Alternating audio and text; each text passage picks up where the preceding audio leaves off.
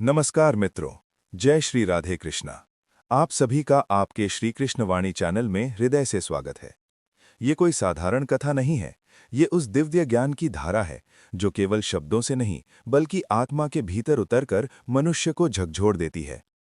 कहा जाता है कि हर कोई भगवत गीता को सुन नहीं सकता, क्योंकि गीता केवल कानों से नहीं सुनी जाती।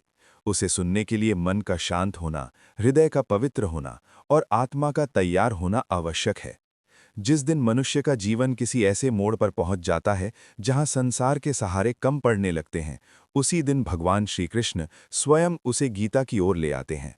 यदि आज कोई ये कथा सुन रहा है तो ये केवल संयोग नहीं, ये ईश्वर की योजना है, क्योंकि बिना उनकी कृपा के कोई भी इस ज्ञान के द्वार तक नहीं पहुंच सकता। गीता का ज्ञान डर को समाप्त करता है, भ्रम को काटता है और जीवन को देखने की दृष्टि ही बदल देता है। ये वही ज्ञान है जो युद्ध भूमि में खड़े अर्जुन को दिया गया था, जब चारों ओर अपने ही लोग थे, शस्त्र हाथ में थे, लेकिन मन भय और मोह से कांप रहा था।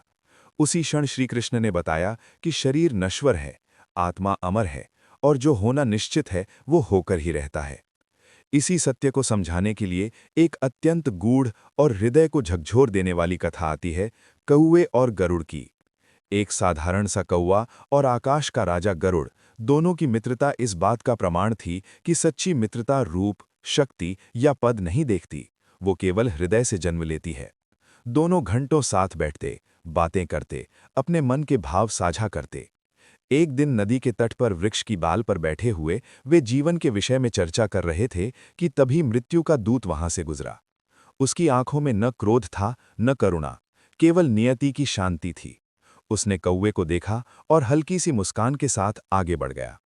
उस समय कौवे ने ध्यान नहीं दिया, लेकिन अगले दिन फिर वही हुआ और उसके अगले दिन भी। हर दिन वही मुस्कान, वही दृष्टि। अब कौवे का हृदय कांपने लगा, उसका मन भय से भर गया। उसे लगा कि ये मुस्कान मृत्यु का संकेत है, कि उसका अंत निकट है। उसने अपने मित्र से कहा, मित्र, मैं मृत्यु को महसूस कर रहा हूं। ये यमदूत मुझे देखकर मुस्कुराता है, अवश्य ही मेरा समय आने वाला है। गरुड़ ने पहले समझाया, तर्क दिए, कहा कि ये केवल भ्रम है, डर मत। लेकिन जब कई दिनों तक वही दृश्य दोहराया गया, तब गरुड़ को भी चिंता हुई। उसने अपने मित्र को आश्वासन दिया कि वो उसे इतनी दूर ले जाएगा जहां मृत्यु का दूत भी न पहुंच सके। ये सोचकर कि शायद स्थान बदलने से भाग्य बदल जाएगा, गरुड़ कौवे को अपनी पीठ पर बैठाकर आकाश चीरता हुआ हजारों मील दूर कैलाश पर्वत की ओर उड़ चला। बर्फ से ढके शिखर, देवताओं की भूमि, शिव का धाम। गरुड़ को लगा कि इससे सुरक्षित स्थान और क्या हो सकता है। लेकिन जैसे ही वे कैलाश की एक गुफा में पहुंचे, वहां पहले से ही मृत्यु का दूत उपस्थित था। न कोई दौड़, न कोई संघर्ष, केवल एक क्षण में फंदा डला और कौवे का प्राण निकल गया। गरुड़ स्तब्ध रह गया, उसके पंख कांप गए। उसकी आंखों में प्रश्न थे, पीड़ा थी और शायद पहली बार उसे अपनी शक्ति की सीमाएं दिखीं। उसने यमदूत से पूछा, यदि इसे मारना ही था तो जंगल में क्यों नहीं मारा, हर दिन मुस्कुराते क्यों नहीं? यमदूत का उत्तर अत्यंत गहरा था। उसने कहा, इसकी मृत्यु यहां लिखी थी। मैं जंगल में इसे देखकर इसलिए मुस्कुराता था क्योंकि मैं सोचता था कि ये इतनी जल्दी यहां पहुंचेगा कैसे। इसके पंख इतने छोटे हैं, लेकिन देखो, इसका सबसे अच्छा मित्र ही इसे यहां ले आया। ये कथा हमें सिखाती है कि जीवन और मृत्यु स्थान से नहीं, भाग्य से बंधे हैं। जब तक जीवन लिखा है, कोई भी शक्ति हमें नहीं मार सकती, और जब मृत्यु निश्चित हो जाती है, तब कोई उपाय, कोई शक्ति, कोई बुद्धि उसे रोक नहीं सकती। इसीलिए मृत्यु से डरने की बजाय जीवन को समझना चाहिए। यही संदेश श्री कृष्ण गीता में देते हैं। जो जन्मा है उसकी मृत्यु निश्चित है, और जो मरा है उसका जन्म। इस सत्य को स्वीकार कर लेने वाला मनुष्य भय से मुक्त हो जाता है, और भय से मुक्त मन ही ईश्वर का सच्चा भक्त बनता है। कन्नौज नगरी में एक समय अजामिल नाम का ब्राह्मण रहता था, जिसका जीवन स्वयं धर्म की जीवित प्रतिमा था। वो केवल जन्म से ही नहीं, कर्म से भी ब्राह्मण था। उसके आचरण में शुद्धता थी, वाणी में सत्य था और हृदय में संयम। वो ब्रह्मचर्य का पालन करता, वेदों और मंत्रों का अभ्यास करता, गुरुजनों की सेवा को ही अपना सबसे बड़ा धर्म मानता था। गांव के लोग उसे आदर की दृष्टि से देखते थे, क्योंकि उसके चेहरे पर एक अद्भुत शांति झलकती थी, वही शांति जो केवल धर्म और तप से आती है। उसका जीवन सरल था, परंतु उसका अंतःकरण उज्ज्वल था। उसे न धन का लोभ था, न संसार के सुखों की लालसा। वो जानता था कि ये शरीर क्षणभंगुर है और आत्मा ही सत्य है।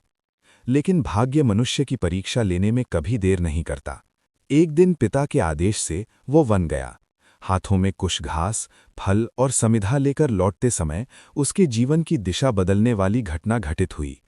मार्ग में उसने एक दृश्य देखा। एक पुरुष मदिरा के नशे में डूबा हुआ था और उसके साथ एक वेश्या थी जो स्वयं भी नशे में चूर थी। अजामिल ने दृष्टि फेरने का प्रयास किया। उसने मन को समझाया, स्वयं को संयम की याद दिलाई, लेकिन वो दृश्य उसके हृदय में कहीं गहराई से बैठ गया। काम वासना जो वर्षों से सुप्त थी, अचानक जाग उठी। वो चला तो गया, लेकिन उसका मन वहीं अटक गया। यहीं से पतन की यात्रा आरंभ हुई। दिन बीतते गए। अजामिल का मन बार बार उसी स्त्री की ओर खींचने लगा। उसने धर्म और विवेक के बीच संघर्ष किया, परंतु धीरे धीरे विवेक हारने लगा। वो उस स्त्री को प्रसन्न करने के लिए सुंदर वस्त्र, आभूषण और भोगविलास की वस्तुएं लाने लगा। पहले उसने अपनी संपत्ति खर्च की, फिर पिता की और अंततः अपने कुल की मर्यादा भी। वो अपनी पत्नी को त्याग कर उसी वेश्या के साथ रहने लगा। जिसने कभी पवित्र भोजन किया था, वही अब अपवित्र अन्न खाने लगा। जिसने कभी सत्य का मार्ग नहीं छोड़ा था, वही अब चोरी, जुआ और छल कपट से धन कमाने लगा। उसका जीवन धीरे धीरे अंधकार में डूबता चला गया। लेकिन भगवान की करुणा वहीं समाप्त नहीं होती जहां मनुष्य गिरता है। वर्षों बाद एक दिन कुछ संत उसके गांव में आए। उन्होंने विश्राम के लिए एक ब्राह्मण का घर पूछा। गांव वालों ने उपहास में अजामिल का नाम बता दिया, ये सोचकर कि देखो पापी के घर संत क्या करेंगे। संत उसके द्वार पर पहुंचे और पुकारा, भक्त अजामिल, द्वार खोलो। उस एक पुकार ने उसके भीतर सोई आत्मा को जगा दिया। द्वार खुला और जैसे ही संतों के चरणों पर उसकी दृष्टि पड़ी, उसका संपूर्ण अतीत उसकी आंखों के सामने आ गया। वो फूट फूट कर रो पड़ा। वर्षों के पाप आंसुओं में बहने लगे। संतों की वाणी, उनका कीर्तन, उनकी उपस्थिति ने उसके हृदय की परतें खोल दीं। पूरी रात कीर्तन हुआ और अजामिल रोता रहा। वो रोना केवल दुख का नहीं था, वो आत्मशुद्धि का रोना था। प्रातः संतों ने उसे आशीर्वाद दिया और कहा कि उसके एक पुत्र होगा और उसका नाम नारायण रखना। समय बीता, पुत्र जन्मा। अजामिल अपने पुत्र से अत्यंत प्रेम करने लगा। वो हर समय उसे पुकारता, नारायण इधर आओ, नारायण ये लो, नारायण मेरे पास बैठो। उसे ये भी भान नहीं था कि अनजाने में ही वो भगवान का नाम जप रहा है। 80 वर्ष बीत गए। मृत्यु का समय आया। यमदूत प्रकट हुए। उनका स्वरूप भयानक था। अजामिल भय से कांप उठा। अंतिम क्षणों में उसने अपने पुत्र को पुकारा, नारायण बचाओ। और उसी क्षण आकाश से विष्णुदूत प्रकट हुए।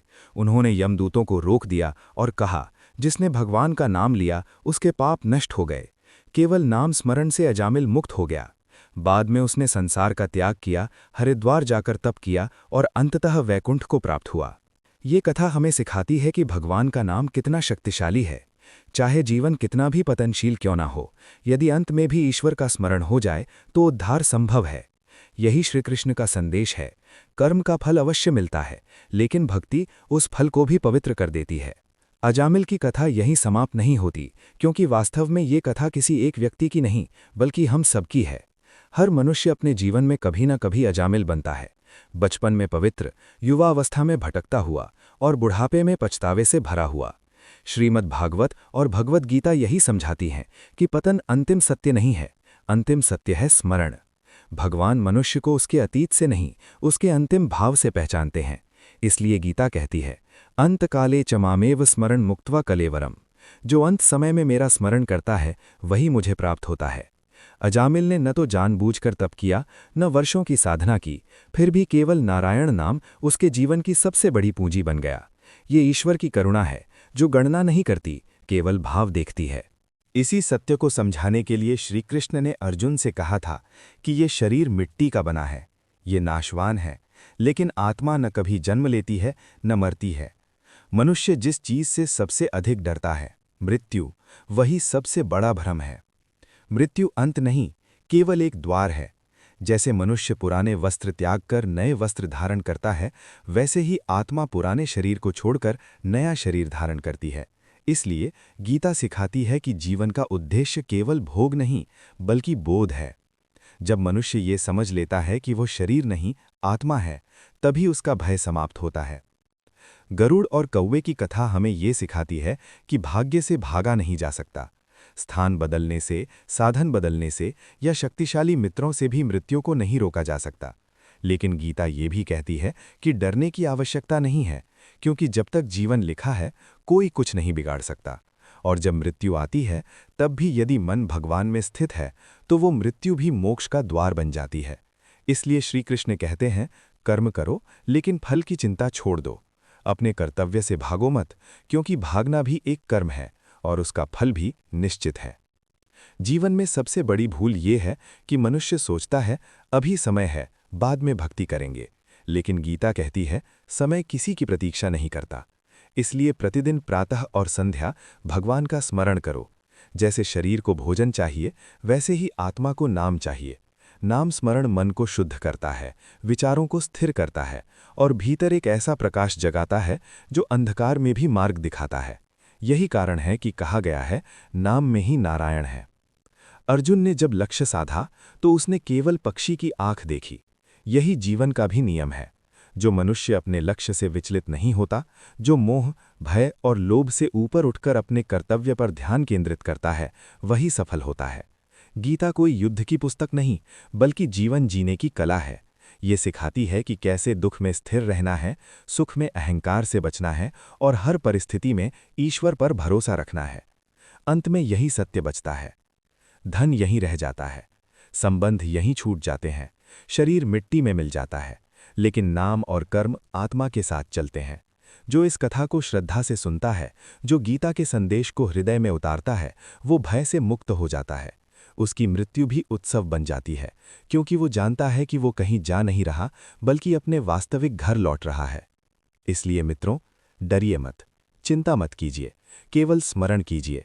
हर श्वास के साथ यदि मन में कृष्ण है, तो समझ लीजिए जीवन सफल है। इस दिव्य कथा को सुनने और पढ़ने के लिए धन्यवाद। इसे आगे बढ़ाइए, क्योंकि ज्ञान बांटने से बढ़ता है। जय श्री राधे कृष्ण।